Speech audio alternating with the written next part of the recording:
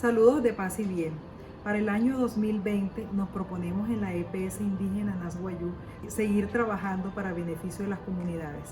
Este año vamos a hacer el lanzamiento de nuestra plataforma estratégica, nuestra misión, visión, valores y objetivos estratégicos, todos encaminados a fortalecer nuestros procesos, a dar respuesta al sistema de seguridad social en salud colombiano y por supuesto a las necesidades y expectativas de nuestros afiliados. Los objetivos que nos proponemos lo vamos a hacer a través de un recurso humano calificado, idóneo, comprometido con la realidad social y cultural y epidemiológica de nuestra población.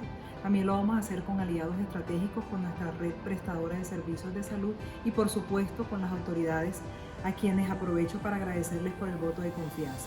Para este año queremos que todos sin excepción, dentro y fuera del departamento de La Guajira, sigamos gestionando salud.